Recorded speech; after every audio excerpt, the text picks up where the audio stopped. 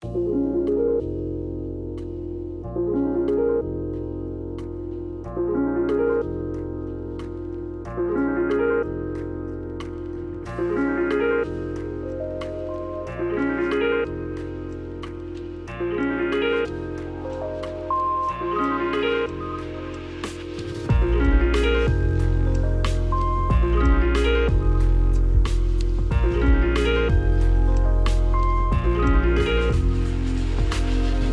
friends, and welcome to the Noclip podcast, episode 66. We should have got John Romero in here to introduce this, although we did that for 666,000 subscribers, so I guess that joke has lost its funny. Jesse Grasha, how you doing? Hey, doing great. Glad to be here. Woohoo. Wow, sounds like it. Jeez, let's go for less enthusiasm. Frank Howley. Hooray. And Jeremy Jane, creator of Jane Dev, which went live today on Noclip Crew, our brand new series.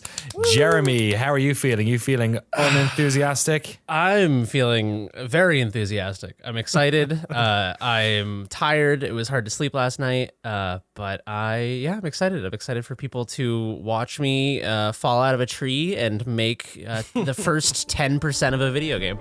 Hello, it's me, Jeremy Jane from Noclip, coming live to you from a tree. This is a series in which I will be learning to make games, which is an intimidating prospect given that my job is to go around talking to people who make the best games in the world.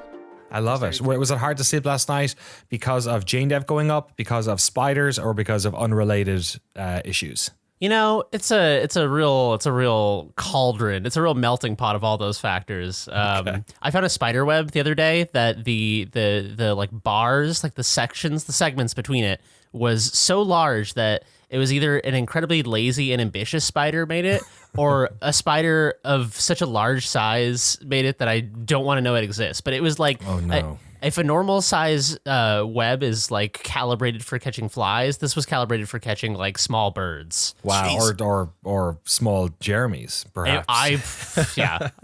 Maybe hobbits. It could be hobbit sized. Could have been a Shelob situation. I went into the backyard yesterday, and it was one of those webs. You know when they do it just across the yard, and you're like, "What's the fucking game plan here?" You know what I mean? Like they somehow managed to do it between like the house and a tree. Oh, like it's one long line, feet right? away. Yeah, and it's just one. And you're like, is this just like fast transit for spiders? They'd create these like sort of like lines that they can get to another part of the. I got my web over in the tree. I got my web in the house. Yeah, I think that's like when they're sailing, they like catch a breeze and then they're just flying across the yard. Yeah. That's the worst, is when you just see a spider flying. That's when you lose all faith in That's nightmare God. Shit. Forget that. No that's thanks. Bad. It's not fair. It's like I didn't know you had that in your repertoire. That's when I become pro climate change, because whenever kills the spiders. People joke about burning their house down because there's a spider. I think we need to burn the whole earth down because there's too many spiders on it. A little bit early in our podcast to be going for the right wing pivot, but I guess. This is totally apolitical. This is purely survival based. I want to live in bunkers I want to live in sterile bunkers in a world with no spiders. This episode sponsored by BP. Yes, Jeremy is famously apolitical. He when he sees politics, he looks the other way. Sometimes he has to spin in circles. Yeah. As you see, I love while people are watching Jane Dev right now and seeing all these little weird communist animal characters you made. Jane Dev is a series about making games for somebody who doesn't know how to make games, although he's quickly learning. Check it out on Noclip Crew, youtube.com/Noclip Crew video. It's just shy of 20 minutes. And if you are in the creative fields at all, or like to be creative every now and again, which I think all of us do, I think it's a really good watch, and people seem to be digging it up. So yeah, we're excited to have it out there on Crew. It's part of a number of shows that are coming to that channel. Of course, we have our behind the scenes stuff. I'm working on an episode of Counterpoint, all about Unreal Tournament. I have my Unreal Tournament strategy guide with me right here, folks. So yeah, if you need any tips on that, any tips, any levels you want some hot strats on, from Unreal Tournament? Let's see if anyone else in this can name an Unreal Tournament map. Go. Wait, go ahead, Frank. Yeah, do they talk about like good weapon spawn locations and facing worlds? Oh, they absolutely. You think I haven't read the Facing World section already? They absolutely do. Let me find Facing Worlds here. While you were paging through there, I was thinking a lot about the Nintendo tip line recently. A friend and I were talking about it. Did we talk about this in the last podcast? I don't think we did, right? I don't think so, Yeah. no. Okay, good. Just wanted to make sure because it's been on my mind a lot recently. And I was thinking about like when I was a kid, I got stuck on Link to the Past and I had to like call an adult somewhere in the world and ask them for like video game advice. It's so weird. And I was also thinking what a sick job that would be to just like sit in a call center and kids call you and they're like, yeah, I can't find like the where's the bottle for like the fairies? And you're like, oh, don't worry, kid. Like I've got the book here. And you're just like, I don't know. It's like tech support, but awesome. Let me keep you on the line, though, so we can rack up your parents' phone bill. Yeah, exactly. You're just turning the pages very slowly. You're like, that's. Did they answer your question? They did answer my question. Yeah, I sat there with a notebook. I wrote down everything they said, and also I was thinking about like me and a friend were talking about this that like there's no modern equivalent unless like the modern equivalent is you work for IGN, you put up 48 videos, and someone in the comments calls you a loser. But I had respect for this person on the other line. I was they were a god to me. Yeah, the knower of knowledge. Yeah. Facing Worlds. Sorry, I have it here, Frank. I have to wait for your strats there. I got attack/defensive strategies here. Okay, here we go. You don't have a lot of choices on this map. It's very true. You must assault the enemy flag by taking the long direct trek between the forts. When running across the crossroads, make sure to dodge and weave randomly, as this will make you much more difficult to hit with the sniper rifle. Also choose to coordinate your run with an attack from your Redeemer, so that the defenders lose a few seconds respawning and rearming themselves. Once you have the Redeemer, you might be able to sit back and wait for it to respawn, but only if no enemy snipers notice you, which isn't likely. They also have a really good tip. This is actually a genuinely good tip. When you get the Redeemer, which of course, as we all know, is the one-shot nuclear weapon that you can right-click and actually pilot, which is pretty cool. When you get the Redeemer, use its alternative fire to get into guided missile mode, and then press back to walk backwards through the teleporter, taking your body back where it's safe. There's some hot strats right there. That is a really good strategy, actually. Hadn't thought about that. Also, here I have, if you want, I have the strategies for DM Morbius, if you're so inclined, Frank. Sometimes the simplest arenas can be the most fun. This may be true of the movie as well, I'm not sure. The map is essentially a large circular room with ridge running around its circumference, accessible by 2 lifts from the main floor. Perfect for duels or intense games of last man standing. Expect the fighting on this map to be intense. There isn't even any health. There you go. There is any health packs. I was like, there isn't any health. Like I was confused about how that. I thought it was just like a healthcare, a room where people. Yeah, there was no. It is Morbius. There's no nationalized healthcare. Now, I wonder if the guide writer who wrote that, if they ever actually played multiplayer matches with other players, or if they wrote all of that with AI, and then as soon as you get into rooms with actual like top fraggers, all of that goes out the window. Yeah, Facing Worlds is like, don't try and run across the map. It's it's just like, just shoot at each other for 40 minutes. No one wins. Make sure you have like a 1 flag game set up, because otherwise you're going to be there for the afternoon. Did any of you guys play Turok Rage Wars by any chance? Which one was Rage Wars? Race Wars? Oh, Rage Wars. Okay. Turok Race Wars. What are we playing? It was a very controversial side title. For, couldn't make Race Wars these days. The Snowflakes wouldn't let them. Yeah, they wouldn't be able to handle that. You guys couldn't play in a Race Wars lobby. Yeah, hell yeah. Only one will survive. Turok Rage Wars.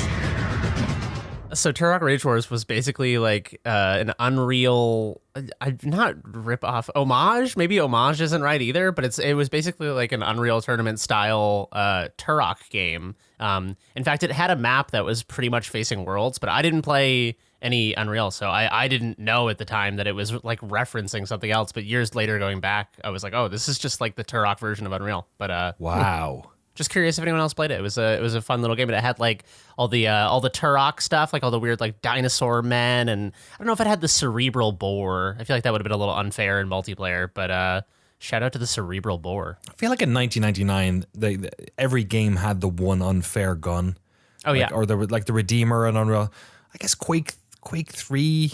I guess I don't know. The railgun's not that one-sided because you need to hit people with it. Importantly, here on the Wikipedia, it says that Rage Wars is a non-canon game in the Turok video game series. So it's part of my head canon, though.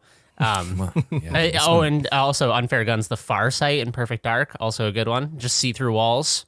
You could snipe someone from anywhere in the map just by looking through walls at them. It's pretty. Wasn't sick. there like a golden gun in GoldenEye or something? Yeah, that's the one. Or the suitcase gun? What was that? That was Perfect Dark. Oh. It was like a little submachine gun, and then you would throw it down, and it would deploy into a little sentry. Oh, cool. So it like popped open. Nice. Yeah, that was the best. Yeah.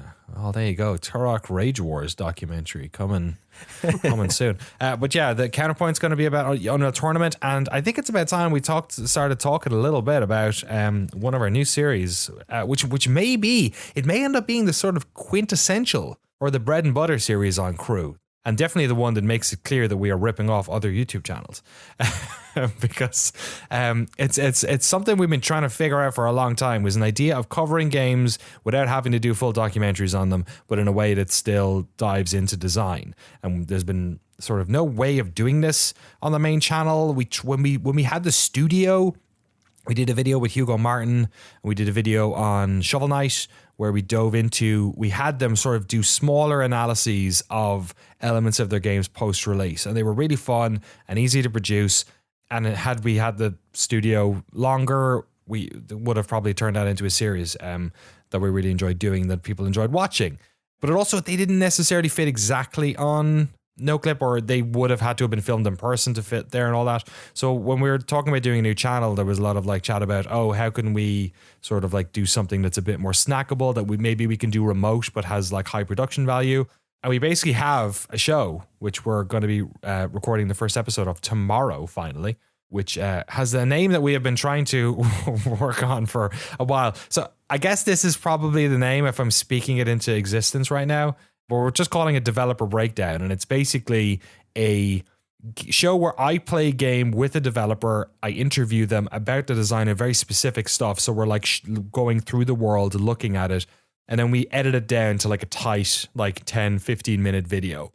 The uncut or the longer versions of these will be available for patrons, but the show is meant as a sort of a truncated video. Now, it won't just be like highlights from a live stream. That 15 minutes is going to be super edited. So we're going to be like going back to this developer and getting them to give us early examples. Like if we're talking about the art direction in a certain game, we will be in the world showing it, but we'll go back and record extra gameplay. We'll ask them for early access gameplay, all that type of stuff. And then basically create like a really like punchy breakdown of the game, which can be for contemporary games that have just come out. In fact, the first 2 episodes we have are games that came out in the past couple of months, the past month really, with classic games, like talking to famous developers about some of their earlier work. Yeah, now it'll hopefully be like a pretty fun place we can continue to go dip in, like, take requests on, have people come back and talk about other games, like famous developers.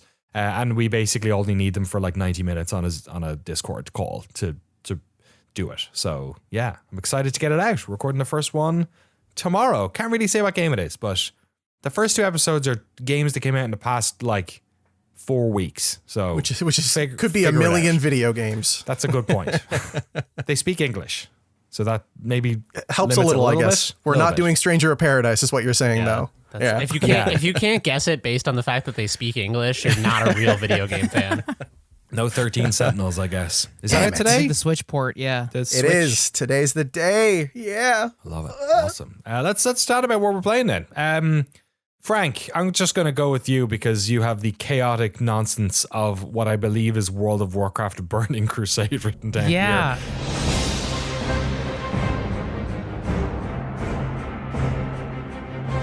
I think it bites me once a year. I don't know. Maybe it's seasonal. Maybe it's so. There's a weird irony. It's springtime now. The weather is great. The sun is out, and the thing I want to do more than anything else is just run around Elwyn Forest in World of Warcraft. I think the seed of this was we got caught up in Morb Mania a week ago.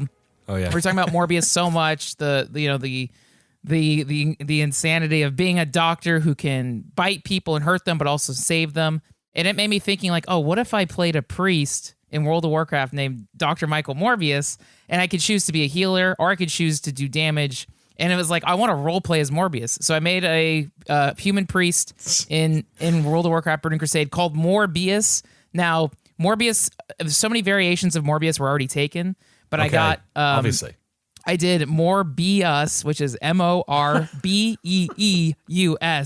and it makes me laugh just running around with the dumbest name, Morbius. But it's great because people in game are already role playing and coming up to me like, Doctor, can you help me out? I have an injury, and then I put a heal on them. So yeah, are you in an RP server? No, but no. So I've never actually done role play servers, but I like role playing because it's so funny. So I rolled a character on Alliance Benediction. I had to search. Like, because none of my friends bother at this point about World of Warcraft, but I really wanted to like play WoW because it's just cozy to me. I like it. This is WoW Classic, right? They're in the BC worlds at the moment. Yeah, so now we're up to Burning Crusade. So I did some quick Googling of like, where are people playing? And I found a thread on the World of Warcraft forums that's like, Benediction, Horde, don't come here. The Alliance have taken over this server. It's no point. Like, it was a very serious thread. And the guy's avatar was like a level 5 orc. And it's just like, warning to Horde, don't come here. I think the server ratio is like 90% Alliance, 10% Horde. So I was like, okay. Oh my God. Yeah. So I rolled an Alliance and I walked into Stormwind and it gave me flashbacks. The city there was 1 million players. And I was like, this is amazing. Oh my, yeah, I don't know if I'll burn out after a week or two. In one day, I hit level 10. I was so happy. And that's if you said that on regular World of Warcraft, that means you played for like 10 minutes. Yeah, so this is BC. I think when I logged at the end of last night, it was like 4.5 hours maybe in one day. Time just flew. Yeah, so I had a good time, and but yeah, part of this thing is there's this like irony where there's a million new games out, a lot of really great games I'm enjoying, but I feel like I get overwhelmed anytime I play a new game because then there's this anxiety of like, oh, I feel like I should beat this game so I can get on to the next thing, or should I be playing something else? What's worth my time? But when I'm playing an old game, like I'm also playing Final Fantasy X and Resident Evil 5, I'm able to like get zen and just focus and be like, oh yeah, this is good. I'm excited for this part. Ooh, I'm going to upgrade this part. And I stop I guess I lose my sense of time and I'm just comfortable and happy. And I don't know if that experience is similar to other people, but it's this challenge of just wanting to go back and play old games and just be blind to everything that's currently going on. Sounds like you're like just doing a good job of being present and in the moment and not worrying about the future, which is like I have a big problem doing that too. Just like, I guess Jeremy talks about it a little bit in Jane Dev, the sort of analysis paralysis thing as well. Or like whenever I'm playing a new game, there's like this, it feels like it's part of a sort of a bigger decision-making matrices that then stops me from like sometimes enjoying it. Like I'm really, really enjoying Weird West at the moment. And a large part of it is because I'm trying to just think like, oh, what would I like to be doing now rather than anything. Like the game is hooking me on I just want to be playing this, not the other problem of, I just want to get this completed, which is sometimes a motivation for playing something. Yeah. Yeah. When you play an old game, it's also kind of like, you're like, I've gone, 15 years without playing this. Like, whereas when I played Elden Ring, I was trying to avoid spoilers and stuff because it was brand new. People were like posting the entire map on Twitter and stuff. There was a part of me, like I loved Elden Ring, but there was a part of me that was just like, I just want to be, I want to finish this so that I'm spoiler proof, because like every time I had to open like any social media platform, someone would be like, "Did you see this boss?" I'd be like, "I don't know. I don't show it to me. Like I don't want to see it." Yeah, I've still completed it. I'm still. I don't know. I still feel like I have a decent amount left. I'm just in like, a big city. I just got to finally. Got in. No names. Yeah, I'm in there right now, but I know there's more stuff after it. I'm pretty sure. And I keep finding weird places and being like, how am I supposed to get here? Through like some weird teleport or something. It's just, so I don't know. I feel like there's a million parts of that game that I've yet to play. I'm almost with you. I'm always excited for my second run through of Elden Ring. Yeah, the zero pressure run of Elden Ring. Yeah. Yeah, I agree. Also, I just wanted to say that the idea of Frank trying to find the Morbius name that wasn't taken is like, I'm picturing him.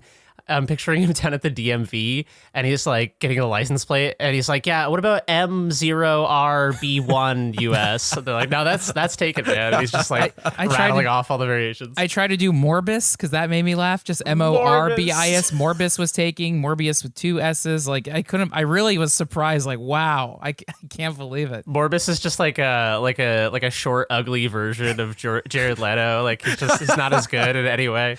You could have just said short. You didn't have to include the ugly part. Yeah. Take that, Jared Leto, who's listening to this and will be insulted, I'm sure. Damn. Dr. Michael Morbius, would that have been too long? Is there a limit on so the like I think even characters? Michael Morbius gets taken because it's 11 characters in World of Warcraft. So Dr. Morbius would have worked, but you can't do a camel case. Like Okay. So just more BS made me laugh. I was like, okay, that's good. Wow. But then there was one dot of video game news. It happened last week after we recorded, but I was very excited that Max Payne 1 and 2 was announced. Oh, yeah, that's right. By Remedy. And I'm like, oh my gosh. Yeah, like there's something where it's like, yes, anytime a remake gets announced, like I can't wait to replay it. They were all dead. The final gunshot was an exclamation mark to everything that had led to this point.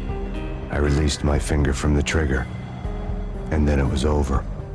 And a kind of a crazy one because like Rockstar owns the rights to Max Payne, so and Rockstar not necessarily a studio that people associate with like hot collabs with other developers, or certainly not publishing other people's games or having some sort of like tie-in. So it's pretty wild. Do we understand what the scope of this is? Because it sounds like that they're remakes. They're not like just like they're gonna make them in like the engine they did Control in. Like they're full on. Mm-hmm. We are remaking these games. I wonder, will they go the Demon's Souls route of gameplay wise sticking fairly rigidly to the originals, or I'm guessing not, because like you go back and play like Max Payne 1, it doesn't control like a. It's sloppy. Well, I mean, it's good. Don't get me wrong. It's just like, like any game back then that tries to do something really innovative, it ends up feeling a little weird because so many other people have done something so similar. Like even Max Payne 3, I know that, there was a lot of derision around that and takes regarding whether or not it was good or true to the formula of the first 2 games. But I felt like the gameplay in that one was probably the tightest. And I really enjoyed like diving, shooting, aiming. It felt really good. It did kind of feel like Grand Theft Auto 4 for aiming and shooting, but the diving part, the slow-mo, the way it felt really good. So I think to come and make a Max Payne 1 remake that feels more like 1 than like 3 would be a little weird. Yeah, it would be like regressing on the advancements. Even 3, I wonder by today's standards, because I haven't gone back and played it in a while. I adore 3. 3 is like great. One of my 3 might be my favorite Max Payne game. Oh, totally, same. Which sounds insane because like Max Payne 1 I was the right age when that came out. That was like a very big game for physics. It was like Havoc's big sort of moment in the sun. Story wise, it was super interesting. We'd never really seen that type of thing before.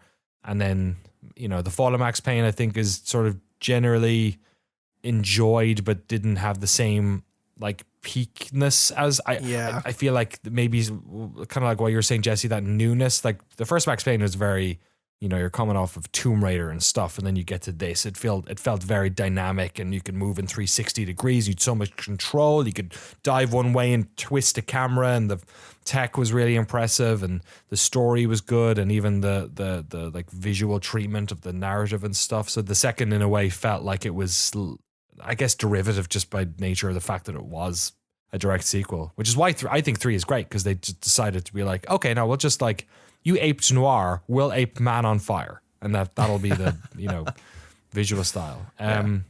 You excited about it, Frank? Like how you feel? Because I know you've basically been like banging on the Remedy drum over here for years. Yeah, I love their games, and even most specifically because they're all like 12-hour single player, like action thrillers that you just plow through and then you can put down and they're done.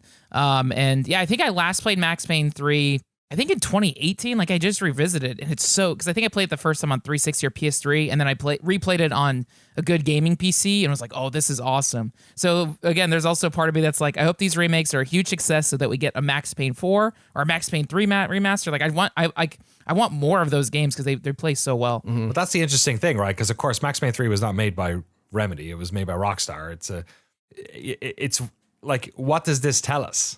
Does this tell us that Rockstar do not want to make a Max Payne 4? Like, kind of. Right. Like, why would they let Remedy make like full on? It sounds like remakes of the first two games if they had any plans for making a Max Payne 4 in the next like 8 years or something. You know, is this allowing Remedy maybe the opportunity to do it themselves? Like, what's the dream scenario for you? I think the dream scenario is Alan Wake shows up in Control in DLC. They're doing Alan Wake 2. I'm hoping there's some crazy Remedy universe stuff where Max Payne shows up and whatever this future Control Alan Wake stuff, because that would not be outside the realm of possibility with how wild and inventive that studio is and how they did that. So that's I mean, I don't expect that, but that would be so cool. Yeah, Max Payne coming back.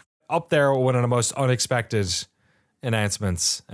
Really came out of nowhere. I'm trying to think what else happened in the past week. There's a couple of little things I wanted to mention. I was sad that 2 Point Campus got delayed. It was supposed to come out next month. Oh damn! They cited the trying to get PC and console out day and date as the reason for the delay.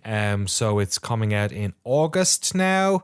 My wife was the most bummed because she's been like, that's her game for this year. She's looking forward to 2 Point Campus, of course, being the sort of spiritual successor or sequel to 2 Point Hospital, which we covered on this podcast. We interviewed Mike and Gary over there at 2 Point Studios back in, 2 or 3 years ago at this stage, which of course is a spiritual successor to Theme Hospital, the classic Bullfrog game, which itself was a successor to Theme Park, the sort of original vampire of this particular Morbius thread.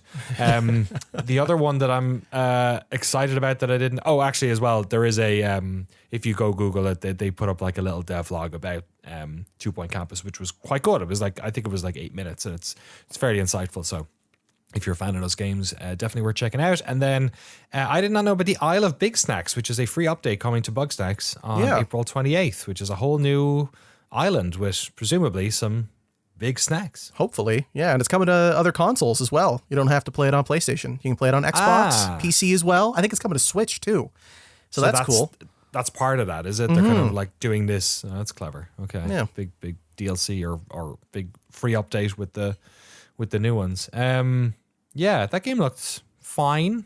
I played it on PS4, I think. Maybe Probably. on Xbox. Yeah. No, you definitely play it on PS4. Unless you got a really early version of the Xbox one.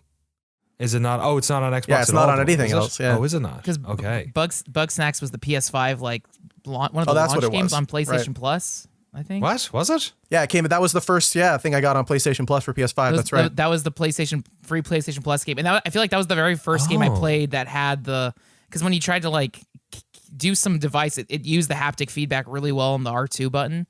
Cool. Yeah. Oh, you're right. The Strabbies would like speak out of the little microphone. Yeah. Okay. It's a cute game. I love that game. Yeah, if people are hyped on that, we have a little. I feel like a 30-minute video on Bugsnax where we had a developer bug down. Where they broke down all the bug designs, but I love the art in that game. So. Game designer John Murphy. Yeah. Hi, I'm John Murphy from Young Horses, and I'm going to teach you how to design a bug snack. Yeah, good shout. We did. That'd be a good example of like a video that we sort of stretched into something that was a bit bigger. That could have easily just been one of those. But yeah, that was a fun one. I'm trying to remember. I think, Jeremy, did you do the edit on that one? Yeah, that was another one where I had to make an incredibly exhaustive list of shots for Frank to get, because it was like it was like I was sending him on a safari. Like I was like, all right, now you need to find a Strabby in this position, looking backwards over its right shoulder, and a Bunger is in the background. Yeah, there was some. Sounds like a shooting porn. There were some specific ways, because it was like capture this bug using this device, capture this bug after it attacks one other bug. But I feel like that was the first one where Jeremy edited and sent me the shooting list, and I feel like that was the first one we communicated, and it was a really good practice for us to develop our workflow. So I have good memories of that project. Yeah, that was a good one. I like that one a lot. I'm excited to jump back into the game. It's one of the games that me and my daughter she sort of like co-piloted with me. She's too young to like pick up a controller, but we'll be excited to jump back into the world of Bugsnax. Another game that we have covered in some respect here on Noclip is the original Rogue Legacy. And Jesse, it looks like you're playing Rogue Legacy 2, which is still in early access, right? Yes, but not for much longer. It comes out officially on the 28th of this month, actually. That's the reason I checked it out. Yeah, I knew it came out in 2020. That's when the early access first dropped, but I never picked it up because I was like, why am I going to play the early access? I know it'll finish eventually. The first one was great. I want to play it when it's done. Yeah, it was a bit bare bones too. I remember at the time people being a little bit sort of like a lot of people asking for X, Y, and Z. Mm-hmm. Well, I mean, I can't compare it to what it was like before, but what it is now is so much better than Rogue Legacy 1, which is not a knock on Rogue Legacy 1. I'm talking about how good Rogue Legacy 2 is. Like the amount of stuff there is, I've played 15, 20 hours now. Every run, I've run into something completely weird and different. It is so cool. The classes in this game, I think especially, are like such a highlight because there's a bunch of classes in Rogue Legacy. So, okay, I need to explain what Rogue Legacy is first.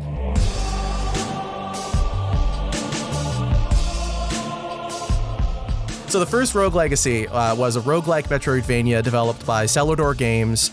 It was like the first game, I think, first roguelike to have fully embraced that meta progression system where after you die, you know, your stats progress through each playthrough. And the whole legacy name there was that when you die, some of your traits carry over to your different heroes that you could pick from. It's kind of like those... They were your progeny. They were your children, basically. Yeah. Exactly, yeah. It's kind of like those neural network evolving videos where like, oh, you know, this one was really good, but it only made it this far, so now we'll make a bunch of prototypes based on this guy. It was fun. I really liked that aspect of it. It was a novel thing at the time. But in this game, what they've done is they've taken the aspect of the different traits and skills and classes and weapons that you can get access to and just cranked it up to 11. Like there's just so much. There's so much content. Like what type of stuff? Because I agree. I think the original Rogue Legacy, if you go back and play it now, just judging on where sort of, you know, rogue-like games have gone since then, it feels, you know, fairly samey, maybe run by run. No, totally. Yeah. Like with it having that trade aspect, there is still that carryover, but yeah, it does feel a little kind of similar as time goes on.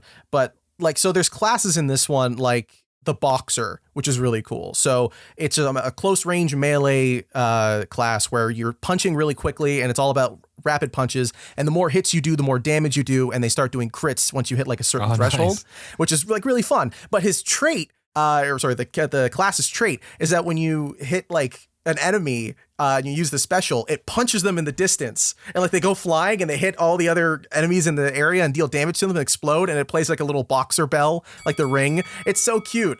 Or there's like a gunslinger where like it has active reload. So once you reload your gun, if you time it perfectly, you deal extra damage. And like you can aim wherever you want on the screen. There's a magician that like is way better. I think there's a chef in the first one, but the chef here like reflects projectiles. There's an electric lute that you can get that like you have to do a little spin kick. Like in Rogue Legacy, there's that spin kick that you do off of enemies. There's like a specific skill in the game. And when you do it, that charges the weapon. So you can only attack after you do a spin kick off of something. So you're constantly bouncing around off of shit while trying to attack enemies. It is so funny. And it plays a little like guitar riff. There's like a dragon lance one of the classes has. It's like its default weapon where like you charge it and you can fly across the screen and like move up and down and it deals a ton of damage. Like there's so I could just keep going. There's so much stuff. So a lot of stuff you've said is like all the cool classes, which is awesome to see them like mix that up. What else is going on in that? Because you said like everyone is different, right? So like that's outside of the classes. So what else is there? Like I remember the original game again. It was very like biome by biome, probably quite like Hades. You go into the castle, you have to like beat past certain bosses. Is it like a similar sort of like setup? Also, I have no idea how much of the game is actually like. Does it feel like it's pretty close to complete at this stage? Because it was pretty bare bones when I was playing it 2 years ago. I mean, it's out in 3 weeks, or 2 weeks, so it better be done or close to it. But I mean, it feels feature complete. The updates on the game don't necessarily have to tie to what the 1.0 is, though. So of course, is it quite like full content wise? Yeah, this feels done. Like it feels like you're playing a finished video game. Wow, cool. Yeah, it's great. Like in terms of the run throughs being different, like with the level design, it's not hugely different from Rogue Legacy 1. The layout still is randomized, but you're in different biomes. So once you hit an area, it's going to look kind of the same until you go to the next area. but there's like randomly placed challenges or like puzzle rooms and stuff that kind of break up the monotony of going from A to B. There's also like, I don't know if this was in the first one. I don't know if I got far enough to see it, but you can unlock portals that let you teleport between locations and just have them on. So you don't have to worry about constantly going back to the same point. So there's that aspect of it, which is nice. Yeah, but the big thing that makes the playthroughs feel different is the traits as well. Like, so there's on top of the classes, there's the traits that they have that let them do cool things or that impact the world around them. So there's one that's like a spotlight. So it's a spotlight on your character and on the enemies and on like jumpable platforms, but that's it. So everything else is invisible and like, yeah, you're playing in the dark. It's really funny. Or you get like a pacifist one where you don't deal any damage, but you get extra gold. So your goal is kind of just to complete challenges and rack up your gold so you can upgrade stuff after you've died. And are these traits the same as the first game where they are like, they're the sort of in-game conceit is that they are personality traits, like you are colorblind or you are short-sighted? Is it those ones? Exactly. Yeah. Stuff like that. That's sort of built into your character. There's one that's really funny. That's like, you are a clown. I have seen it one time. It is hilarious. You are dressed up like you're dressed up like a circus clown. Like you look like I'm the Joker, baby, but less scary. And the thing with it is like, instead of jumping off of specific things like jumpable platforms or off the enemies doing that little spin kick, you could jump off of anything, like just the terrain, the walls, the floors. It's really funny. Oh, that's funny. Yeah, it's great. I've had such a fun time playing it. I can't stop playing it, if anything. Graphically, it looks absolutely tremendous as well. Just I'm watching the trailers while you're talking here. There's like some Raiden ass samurai as well in this. Is there? Dude. Yeah, there's so many classes. There's so many cool things. The enemies are great. But you're saying with the design, it's 3D now. Like it's still 2D, obviously, but it's the characters are 3D. The art is 3D. The art is 3D is what I'm saying. Yeah, sorry. 2.5D. It's not even 2.5. Because 2.5. No. Oh, yeah, you can move up back and forth. Yeah, you're right. No, just 2D with 3D assets. I'm excited to play Rogue Legacy 2. I played a lot of the first one, and it's interesting because I played it so long ago that I have since gone back more recently in the last few years for like a nostalgia playthrough, and it's it holds up, but it's definitely like, having played things like Dead Cells and stuff, it's definitely like it's not that it feels dated, because it still feels really good, but like I'm interested to see not only how they've kind of pushed the things that it does well forward more, but also like they kind of have to respond. Like they were one of like the early kind of roguelikes and the resurgence of roguelikes of the last like decade or whatever, decade and change. And then like a bunch of other games kind of took that and ran with the torch. So I'm interested to see them kind of like be in conversation with all the things that were kind of responding to their initial game as well. Yeah, it's I'm interested to go back, having played the very bare bones day one early access. It's funny though, because when I was talking to them, Celador Games, about this, the thing that they were saying was like, oh, this isn't a early access to try and like drum up sales. This is really we need feedback. We have lots of like kind of weird ideas for this one, and we don't want to just put it out there. We need like, which was the same as Hades, right? Like in developing Hell, Jeremy, a big, like, obviously there was like good marketing reasons to have it the way they did. They got 2 early access stints because they got the Epic one and then they also got the Steam one.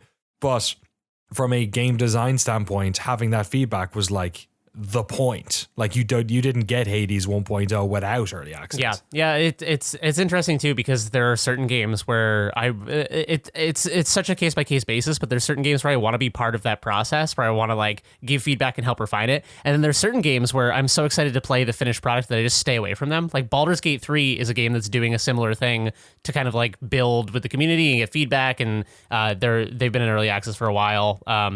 But the game's not coming out till 2023 at some point, is their slated release at this. And I haven't looked at anything. They do like devlogs and stuff. I haven't watched any of them. And Divinity Original Sin 2 is one of my favorite games of all time. So you'd think I'd be like eating this stuff up, but I really just want to like be in the dark when it drops. I just want to like go into this totally blind. So yeah, it's weird, but sometimes it's fun to like, you know, play the early thing and be a participant in like curating the refining of this new thing. Mm-hmm. Jesse, I have to ask you one of the most important questions when it comes to roguelikes. How hard is this game? Yeah, it's pretty tough. Like I said, when I have 15, 20 hours, I think I've beat the first 2 bosses. So it's a little easier, I think, than Rogue Legacy 1. I found that a little more challenging, but it is still very tough. And you gotta know what you're doing. You gotta play a little careful, which is funny and hard to do because the game has like wicked movement tech. You are doing some crazy stuff in this game in terms of flying around and dashing and jumping off of stuff. The best trait is this one that lets you warp from one point to the next. And along that line, you deal damage. And if you kill something, it resets it. So if you find like a bunch of enemies in the air, you can just dash around and kill them all and then land on the ground. Chain. Dude, yeah, I'm telling you, this game, the only reason I've died like in the earlier areas now is because I'm just fucking around and it's really funny. This bard class looks insane. Oh. Just like shoot out musical notes. Looks, you're like using him as jumping. Yeah, this looks exactly nice. Well, thank you for bringing it to certainly my attention, our attention. I had no idea it was how far along it was or that it was coming out so soon. When did you say it was later this month? Yeah, 28th of April. Yeah, it's out on Steam and the Epic Game Store. Okay, cool. God, it looks really good. You're playing gamepad on a PC, is that right? Yes, that's really the only way to play it. Yeah, don't do it on a keyboard. You'll hurt yourself. Mouse and keyboard. Yeah. Thanks, Jesse. That looks awesome. Yeah, you're gonna love it. Oh, and you also have, of course, I forgot about the other big announcement. How dare I? How are you feeling about Sora's tiny shoes? I'm feeling so good, dude. I can't wait. I'm dancing. I'm having a good time, buddy. I love Kingdom Hearts.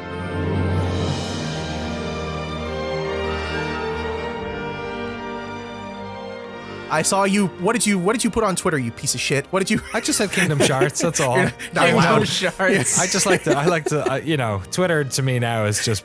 It's just shit posting. Bits. So. It's just bits. You don't use Twitter for anything else. Yeah. No, you shouldn't. It's not good. But yeah. Oh my god, dude. I love Kingdom Hearts. I love it. It's so stupid. I don't mainline the hardcore stuff. I don't do you say you're a Star Wars fan. That doesn't mean you've read the extended universe. I don't know anything. You want me to play a mobile game? No, I'm not doing it. I'm sorry, I'm not doing it. But yeah, I am so excited for Kingdom Hearts 4. Just seeing that trailer made me want to cry, not in a loser way, in a cool way. In a cool way. Was this a surprise? Because I feel like Kingdom Hearts 3 kind of only just came out. So the ending of Kingdom Hearts 3 was kind of insane. A huge conclusion to the arc of Kingdom Hearts 1 up until this point, which despite the names Kingdom Hearts 1, 2, and 3, that includes 400 games. It's a big moment in the series, the ending of Kingdom Hearts 3. So I thought everyone was assuming it was going to be Kingdom Hearts 4 will be maybe 5-6 years from now, it felt like a full stop. Yeah, that was the end of the series, basically. Okay. But that Remind DLC that they put out for Kingdom Hearts 3 has this conclusion that shows you this new character and this new world that Sora's in now, and it's the same place that you're in the trailer there for Kingdom Hearts 4. So it sets up the this new game, which looks cool. When's it coming out? There's no release date. Cool. Yeah. We'll be lucky if we see anything. But Sora's got a grapple hook on the Keyblade now, so I cannot wait. Small shoes. I haven't played any of the Kingdom Hearts games. I have a question for Jesse. Yes. How extensive is the Disney cast? Is it just the major players? Is it just your Mickeys and your Goofies, or are we getting like Pete and Max, Goofy's neighbor, and his son, and it's fairly extensive if you play through the whole series. If you just play 1, 2, and 3, you're going to get the big hitters. 3 has Frozen in it. That's how big hitter we're talking. They're not going deep. Yeah, exactly. Wow. It's the funniest thing, dude. Goofy Olaf sings. Yeah, Olaf's there. But I'm pretty sure Goofy and Donald are there when Frozen lady. Elsa, thank you. Of course you would know. Look, dude, I'm sorry. You're a dad. You got it. Yeah.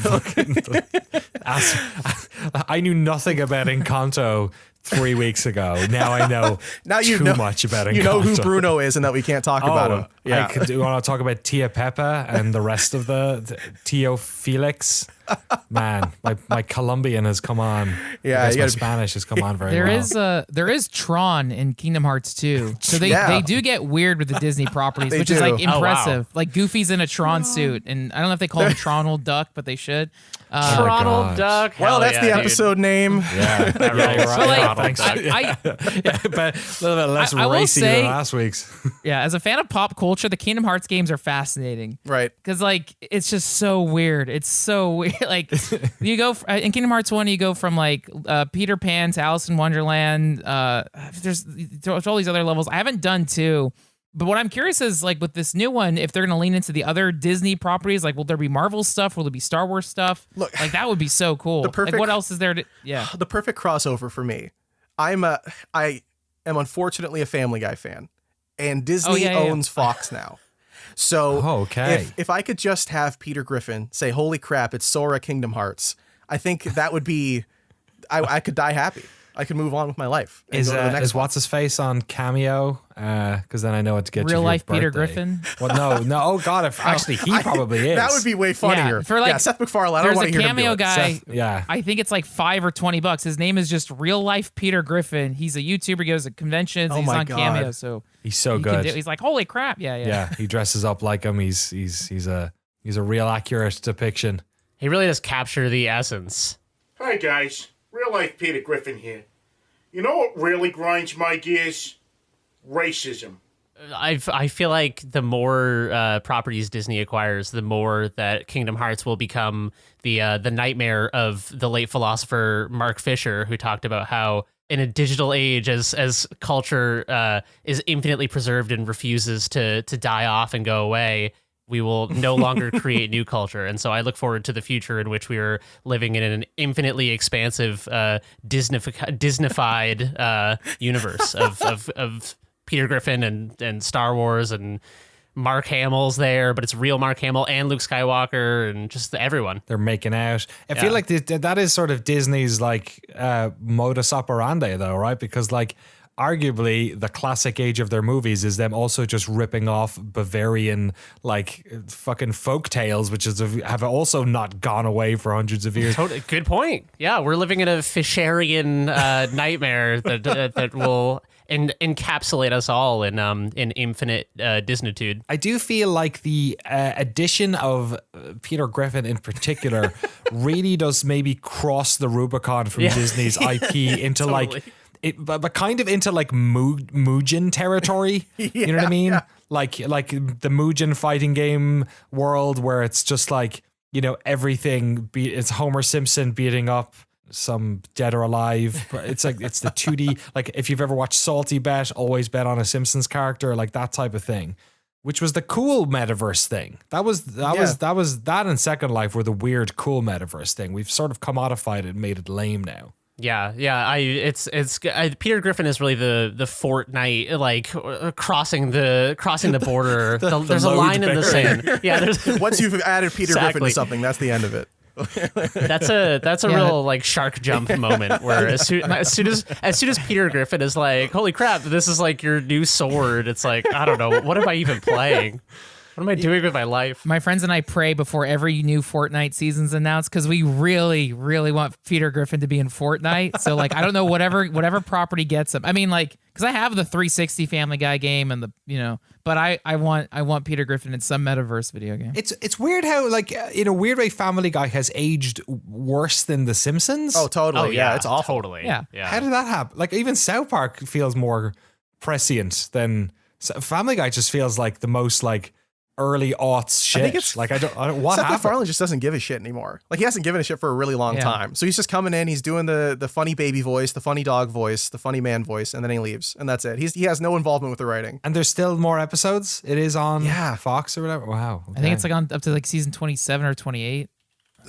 Yeah, I feel like Family Guy has had the fastest like Xerox of a Xerox like decay, where it's like the show existed, and the show itself was so hyper referential that then they like brought in a new cast of people to write it, and they're like, oh, what if we refer to the show that was itself referential, and now we're like 6 degrees, we've Xeroxed the Xerox like 6 times, and now it's like you can barely read it, and it's all like blocky. Yeah, I think there was an episode. So I'm looking at the Wikipedia. There's 385 Family Guy episodes. Fox has extended their. You can watch an episode every day. For a year. And then I was reading, or I was talking to a Family Guy fan, and they talked about like in a recent season, or maybe at this point it could have been 10 years ago. There's an episode where it's called like the Island of Cutaways, or it's like the Island of No Cutaways. No. So they crash on an island, and like the bit is they can't do cutaway gags for the whole episode, and it's like, whoa, okay, That is crazy. Yeah. What? Wow. Yeah. Wow. Okay. But South Park, the new season just aired like a few months ago, and that was actually pretty great. They did a bunch of COVID specials that were really awesome. So Yeah, that's all I've seen is the 2 COVID specials were pretty fucking funny. Was that where they aged them up, the South Park specials? Like they got older in those? Yeah. they did. Yes. Yeah, they did. Yes. Yes. Okay. Yeah. Twice, because the first one it's the kids, Oh. but then I think their older versions are in it too. But then the second one is like after, it's like their older versions later or something. I think one of their specials is called like South Park post COVID, the return of COVID. Yeah. Or it was something like that, it's really great. And I think they're working on more specials. But and again, Matt and Trey are still hands on with those projects, and actually Trey still writes every episode. Butters, it's your old friends, Stan and Kyle. Stan and Kyle. Stan and Kyle. I know what you're thinking. You're thinking, what can Vet Chaos do for me? We all want to be Yeah, happy, I'm an unabashed fan of. I mean, a lot of that stuff hasn't aged well, and some of it's definitely like questionable. But a lot of the stuff that they've done, like I can't stop. Like all the Tegrity Farm stuff with Randy is just the funniest shit. His like weed farm he made. It's forced them all to move out of South Park so he could have this weed farm. Tegrity. My favorite Matt and Trey moment was years and years ago. Like there's an old YouTube video of this. They went to the Oscars on acid, and oh my god, and they both wore like really like beautiful, expensive dresses. I mean, I assume they're expensive. I remember them wearing like nice dresses, and everyone kept interviewing them and asking them about the dresses. And the unspoken rule was that they couldn't acknowledge the dresses, and so they were both like, probably like 4. I think from my memory, like 4 or 5 hours into their LSD experience, which is like like a 10-12 hour experience. And people kept being like, so guys, what's with the dresses? They'd just be like, oh, it's such a magical evening. We just wanted to like be part of this. And they just keep saying the phrase, it's such a magical evening. It's so funny. They look great too. Both of them look tremendous. They do. There's one moment where I think it's Matt is they're being interviewed, and there's a shot of, and it's like an actual pull from the camera of like, like E! Channel or like Hollywood Access or something. And you can see him go through like 7 emotions. Like you can just tell he's like tripping balls because they're asking him a question and he looks off, and then he like realizes he's looking off, and he like recenters himself and his eyes go wide, and then he like shakes his head, and you could it's so funny with the context that they're tripping. It's just like it's both horrible and uncomfortable to watch, but like also kind of exhilarating. I don't know. Yeah, look up Matt and Trey on acid at the Oscars. It's very good. Is that why you're in the dress? It's just such a magical evening, and everyone looks so spectacular. We just wanted to be a part of it all. It's a night of magic. Wildness. But how do we get here? Kingdom Hearts. Sorry. No, all for it. That's what it does. Dude, anything is possible. The omniculture. Any touch point is a route to every touch point. And the thing that was crazy with the Kingdom Hearts trailer is, it takes place in this. It looks like just Tokyo. Like it looks very grounded in our reality. Right. And then at the end of the trailer, Goofy and Donald show up, and it's like, oh my gosh, we're going. Yeah, Man. regular feet Sora. Yay. All right, Kingdom Hearts 4 coming sometime. What else we got here? Let me briefly talk about Weird West, because I've been basically that's all I've been playing for the past week.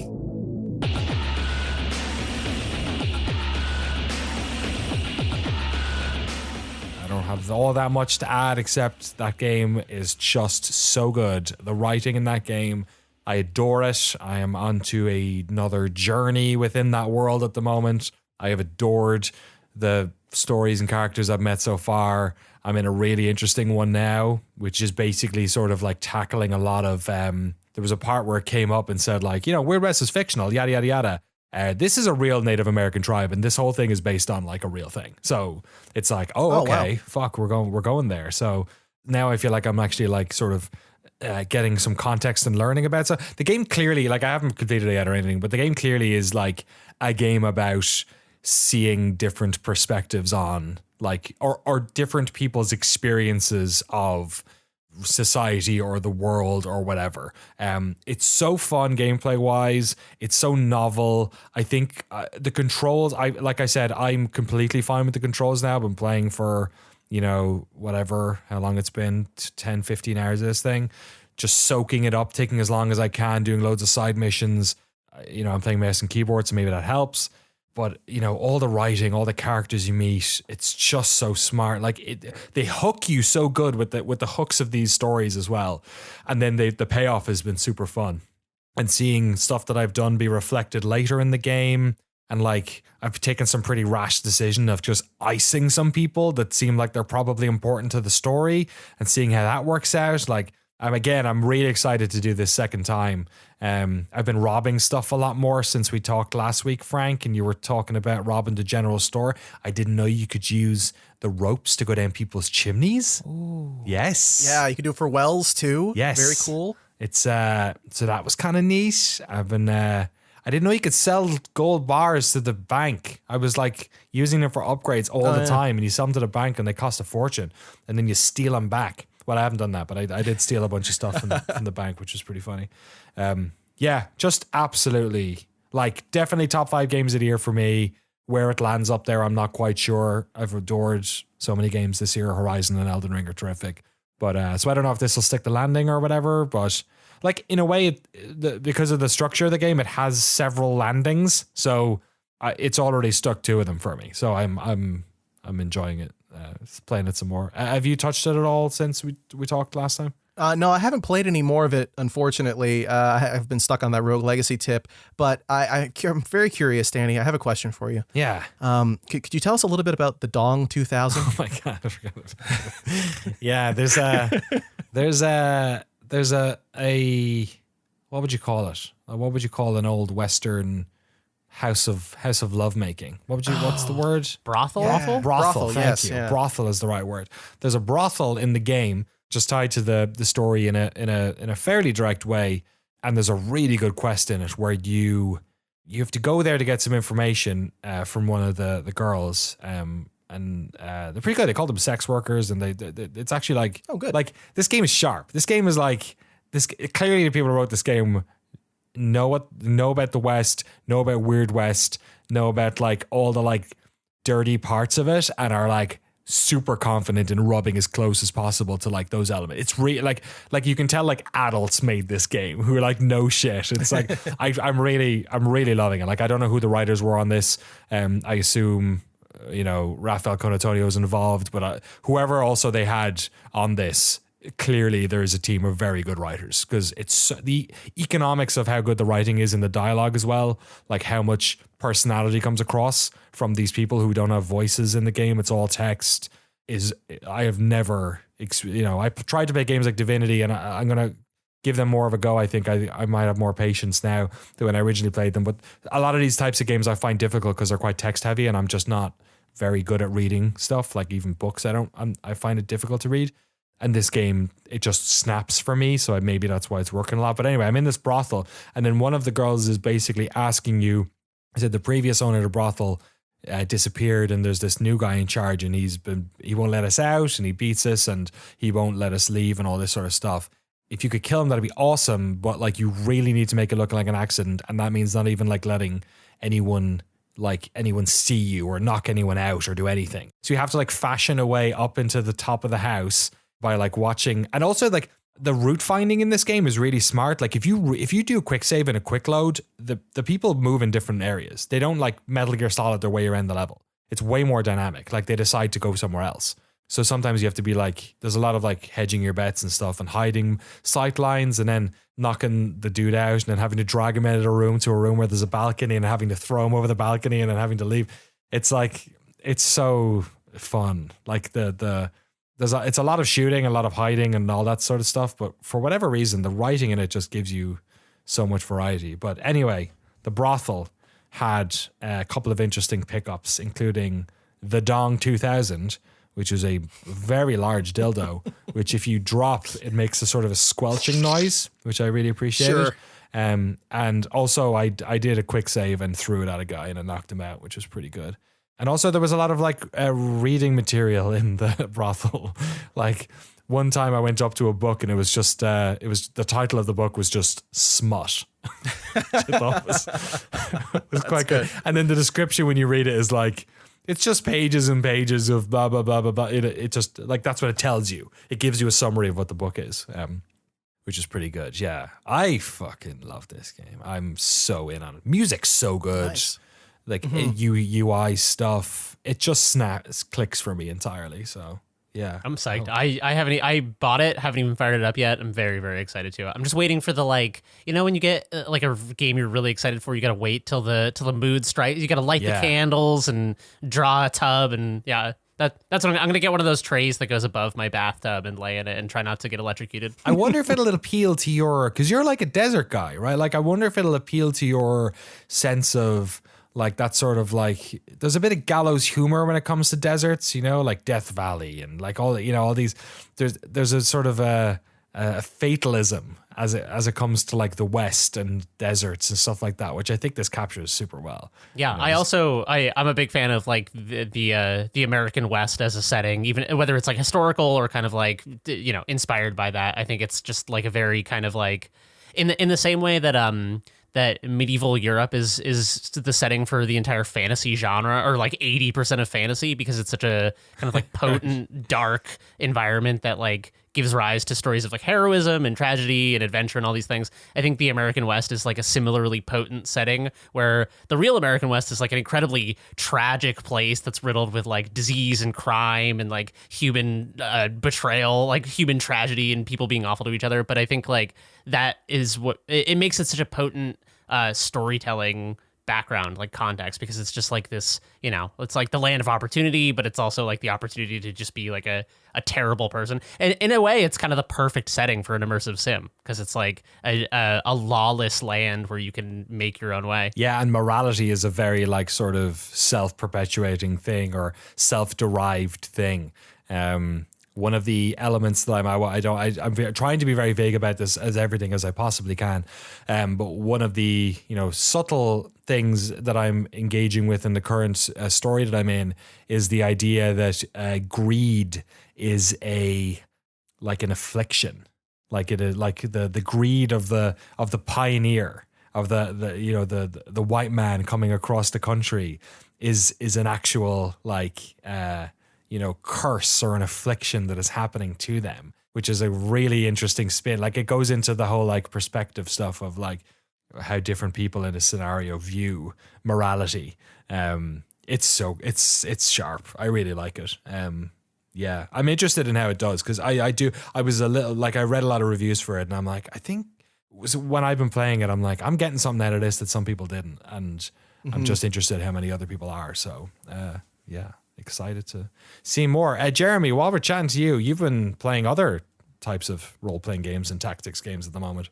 I have. So I have been firing up a game that I played in childhood but never beat because I didn't have a PlayStation 1. I had a friend who had a PlayStation 1 where I played this game, which I will say the name of in a moment. But I also, my dad, it's Wipeout. My dad worked at both my parents worked at schools, and my dad's school at some point did like a program for like kids who had trouble. I don't know if they were like problem kids or kids who had like trouble like learning in a traditional classroom environment. But the program was they bought a bunch of PlayStation 1s for the school he worked at, and then they would get like a bunch of educational games. And for some reason, there was like 2 summers where my dad brought home a PlayStation 1 for us just for the summer. So we had a bunch of like weird educational games, and then like Masters of like Terra Kasai, the Star Wars fighting game, and like a bunch of like random bullshit like that. But also I borrowed a friend's copy of Final Fantasy Tactics.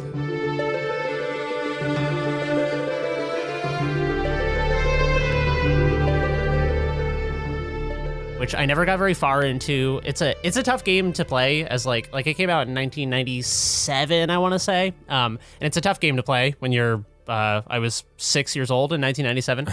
Right. But I was fascinated by it because I really liked the other Final Fantasy games, and I played a lot of the early series and stuff. And so I've been revisiting it because I've also been playing games like Wildermyth. Divinity Original Sin 2 is one of my favorite games of all time, and I've been revisiting it a little bit. I mentioned being excited for Baldur's Gate 3, so I'm trying to find anything to like fill the gap in the meantime, tactics-wise. And Into the Breach also is one of my favorite games of all time, which is not a tactics RPG, but is very much like...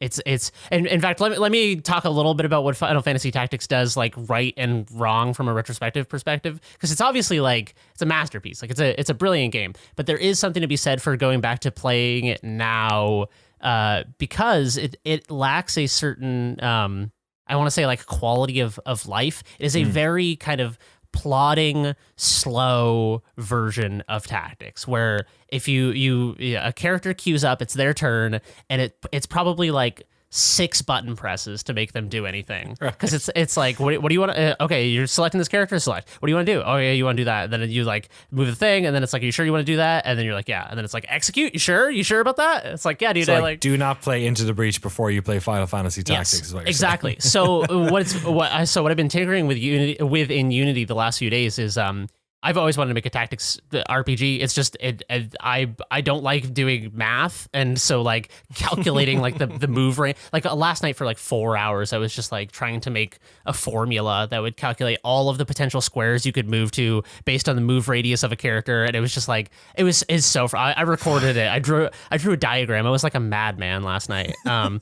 But so that hopefully will be in Jane Dev Part 2. But yeah, I'm interested in like what you could do with the depth of Final Fantasy Tactics. Like it has the job system where you can like spec people really elaborately and steer your characters in interesting directions, and you kind of got to like maintain balance of like leveling up all your different people and rotating the roster of who you fight with and stuff.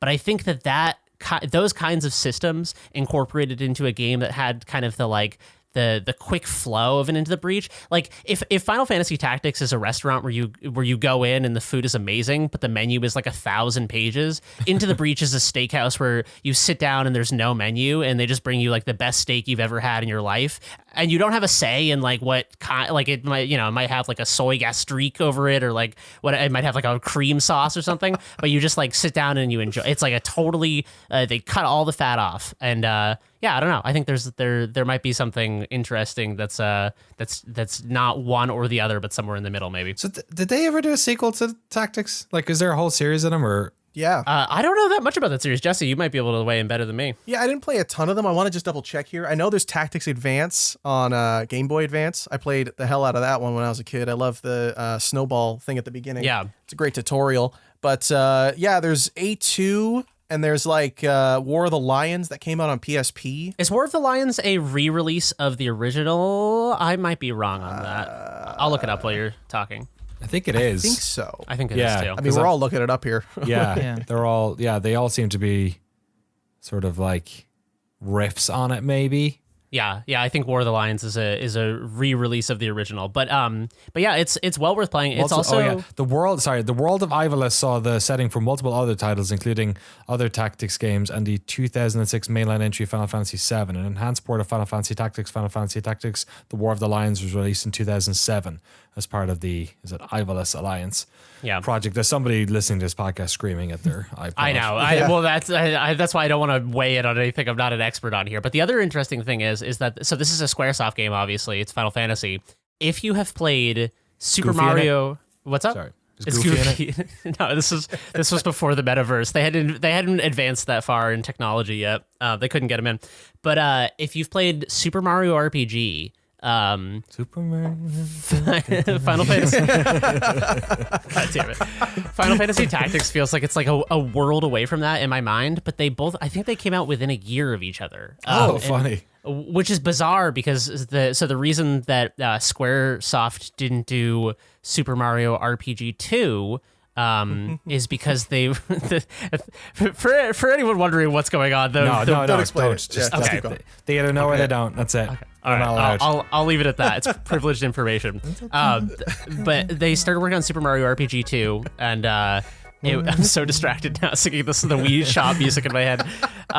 It became Paper Mario, but the reason Squaresoft didn't want to do it is because Nintendo wanted to stick to cartridge-based media, and Squaresoft wanted to go to like PlayStation because they wanted the discs for like they could do more kind of like creatively experimental stuff because it had like more memory, and the hardware capabilities were obviously different. But anyway, yeah. So if in my mind, Final Fantasy Tactics and Super Mario RPG are like different generations, but they're like when you go back and play Tactics, even though the environments are like 3D instead of just all pure pixel art, it really does feel like it's like they're closer than you think. Like in my memory, they felt so dissonant, but like it's weird how close they feel. I don't know. I just have a real soft spot for that period. Good stuff. Yeah, and maybe we'll see some of that come up in Jane Dev.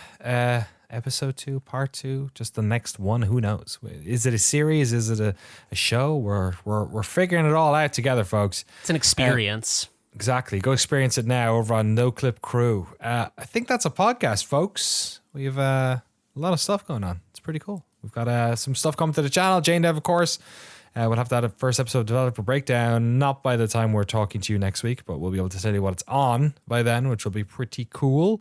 Among Us getting wrapped up. I'm trying to get it wrapped up this week. Might film the stand-ups here, Jeremy, on my own. We'll see if we drop the camera off or something. I'm still trying to figure that out exactly because you're filming a bunch of really cool bits of those little Among Us little chibis. Yeah, and then I'm trying to think what else is on the horizon. Oh yeah, it is very likely that in the next couple of weeks as well, I've written a script for it already, and I have it mostly edited. We will be able to finally get the footage of Ravenholm, the Arcane Studios unreleased Half-Life game that we were privy to when we went to them in Lyon, and I got the chance to play about an hour and 10 minutes of it. I've edited that down very little, just basically putting in breaks so I can contextualize stuff. It's about an hour-long video. It's basically a bunch of gameplay. So we're just in the final weeks of sorting all the logistics around that one, as you can imagine, as part of our initiative to try and get some of the gameplay we've had in the past out into the world. We'll also be uploading it to archive.org. Same's going to hopefully happen with footage of games like LMNO, the unreleased Doom game, and stuff like that. We're just trying to get the stuff out there now that we've had in our back pocket, which is cool.